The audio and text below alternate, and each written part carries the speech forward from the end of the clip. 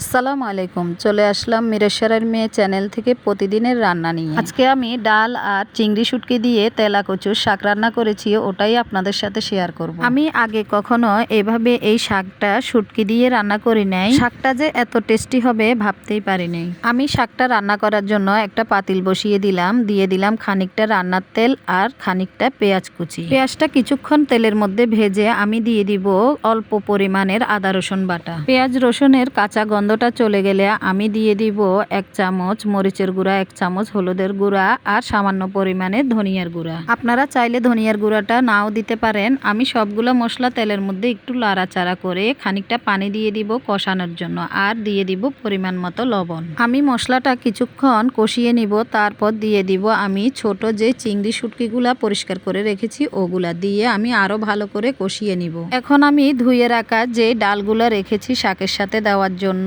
সাথে আমি একটা আলুও দিয়ে নিয়েছি, ওগুলো আমি মশলার মধ্যে দিয়ে দিব। দিয়ে আমি প্রায় 7-8 মিনিট ভালো করে কষিয়ে নিব। আমার ডালটা একদম কষানো হয়ে গিয়েছে। এখন আমি পরিমাণ মতো ডালটা সিদ্ধ হওয়ার জন্য পানি দিয়ে দিব। পানিটা অবশ্যই গরম থাকতে হবে, না হয় ডালটা সিদ্ধ হবে না। দেখেন আমার ডালটা একদম সিদ্ধ হয়ে গিয়েছে।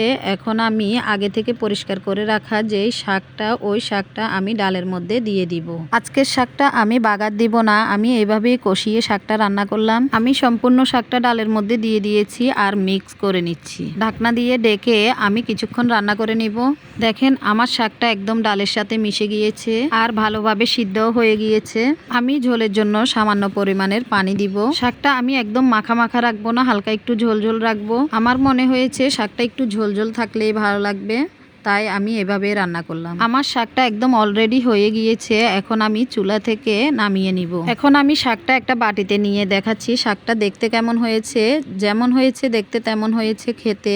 আপনারা বাড়িতে এভাবে শাকটা রান্না করে দেখবেন, খেতে খুবই ভালো লাগবে। ভিডিওটা দেখতে ভালো লাগলে লাইক কমেন্ট শেয়ার করে দিবেন, ফলো দিয়ে পাশে থাকবেন। আজকে এই পর্যন্ত, আল্লাহ হাফেজ।